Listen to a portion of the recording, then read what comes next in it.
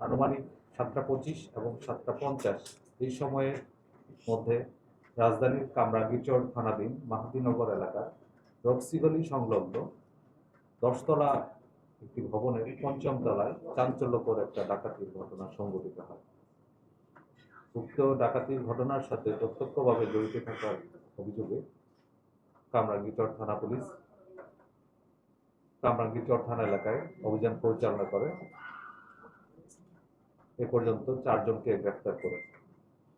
গ্রেফতারকৃতরা হলো জিয়াসমিন ওরফে জেসমিন, মোহাম্মদ সজীব আলম, মোহাম্মদ রিপন মিয়া এবং মোহাম্মদ ফারুক খান। এই ঘটনা সংঘটিত হওয়ার পরপরই কামরাঙ্গীরচর থানা পুলিশ সহ লালবাগ ডিভিশনের ঊর্ধ্বতন কর্মকর্তাগণ ঘটনাস্থল পরিদর্শন করেন এবং ঘটনার সাথে জড়িতদের শনাক্ত এবং গ্রেফতারে অভিযান আরম্ভ করেন। তারই প্রেক্ষিতে গত রাত আনুমানিক 12:10 এই ঘটনার সাথে প্রত্যক্ষভাবে জড়িত মোহাম্মদ সজীব আলমকে কামরাঙ্গীরচর থানাধীন মুসলিমবাগ এলাকা থেকে গ্রেফতার করা হয়। সজীবকে গ্রেফতারের পর তার কাছ থেকে পাওয়া তথ্যের ভিত্তিতে পরবর্তীতে আমরা মোহাম্মদ রিপন মিয়াকে গ্রেফতার করি একই এলাকা থেকে। এই সময় রিপন মিয়ার দেখানো তথ্য মতে তার বাসা হতে লুণ্ঠিত নগদ 1 লক্ষ টাকা উদ্ধার করা হয়। এই দুজনের কাছ থেকে পাওয়া তথ্য এবং জিজ্ঞাসাবাদে এবং গোয়েন্দা তথ্যের ভিত্তিতে একই রাতে কামরাঙ্গীরচর থানা এলাকায় আরেকটা অভিযান পরিচালনা করে এই ঘটনার অন্যতম নেতৃত্বদানকারী ফারুক খানকে গ্রেফতার করা হয়। ফারুক খানের কাছ থেকেও একই সময়ে তার শয়নকক্ষ থেকে তার দেখানো মতে নগদ 1 লক্ষ টাকা উদ্ধার করা হয়।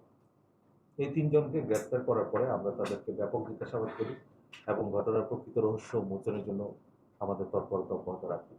তারই ফলশ্রুতিতে আমরা জানতে পারি এই ঘটনার মূল হোতা এবং মূল পরিকল্পনাকারী একই ভবনে 7ম তলায় বসবাসরত জিয়াসমিন ওরফে ইয়াসমিন নামে গৃহবধূ।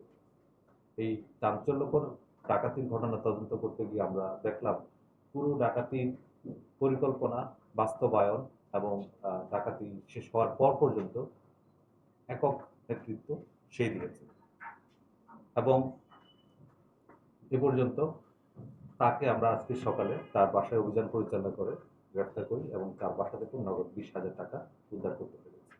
এছাড়া ফারুক খানের হেফাজত হতে লুণ্ঠিত স্বর্ণালংকার আমরা উদ্ধার করেছি এবং কয়েকটা অলংকার এখনো মিসিং আছে, সেগুলো উদ্ধারের জন্য আমাদের তৎপরতা অব্যাহত আছে। এই ঘটনার তদন্তে আমরা জানতে পারলাম যেহেতু জিয়াসমিন ওরফে ইয়াসমিন ওই বাসায় বসবাস করত, তার সাথে ওই ভবনের 5ম তলায় বসবাসকারীদের নিয়মিত যোগাযোগ ছিল এবং ওই বাসায় যোগাযোগ ছিল এবং সেই বাসাতে যে নগদ টাকা গচ্ছিত ছিল এই ব্যাপারে জিয়াসমিন অবগত ছিল। জিয়াসমিন পরিকল্পনা করে কিভাবে এই টাকা লুণ্ঠন করা যায়, সেই পরিকল্পনা অনুযায়ী সে তার পরিচিত কয়েকজনের সাথে যোগাযোগ করে এবং তাদের এই ঘটনায় উদ্বুদ্ধ করে এবং সেই প্রেক্ষিতে তারা জড়ো হয় এবং যেদিন ডাকাতির ঘটনা সংঘটিত হবে জিয়াসমিন নিজেই উক্ত ভবনের নিচতলায় এসে তাদেরকে রিসিভ করে এবং ওই বাসাটা দেখিয়ে দেয়। পরবর্তীতে জিয়াসমিন তারা যেন প্রস্থান করতে পারে নিরাপদে সেটাও নিশ্চিত করে এবং এরপরে ঘটনাস্থলে গিয়ে ভুক্তভোগীদের সে সান্ত্বনাও দেয়। এমনকি রাত্রেবেলা যখন আমরা ওই ঘটনাস্থল পরিদর্শন করি সেই ঘটনাস্থলে জিয়াসমিন নিজেই উপস্থিত ছিল। এখানে আরেকটা মজার তথ্য হচ্ছে এই ঘটনা পরবর্তী যখন মামলা রুজু হয় শুরু থেকে শেষ পর্যন্ত জিয়াসমিন তাদের সাথে ছিল এবং এই মামলায় নিজেকে একজন সাক্ষী হিসাবে সে রেখেছে। মামলার এজাহারে সে একজন সাক্ষী হিসেবে নিজের নাম অন্তর্ভুক্ত করেছে বাদীপক্ষের নিকট। তো এই বিষয়টা পুরোপুরি একটা চাঞ্চল্যকর ঘটনা। এই ঘটনায় আমরা এ পর্যন্ত মোট 8 জনের জড়িত থাকার তথ্য প্রমাণ পেয়েছি। 4 জন ইতিমধ্যে গ্রেফতার হয়েছে এবং ঘটনায় জড়িত অন্যান্যদের গ্রেফতারে আমাদের তৎপরতা অব্যাহত রয়েছে।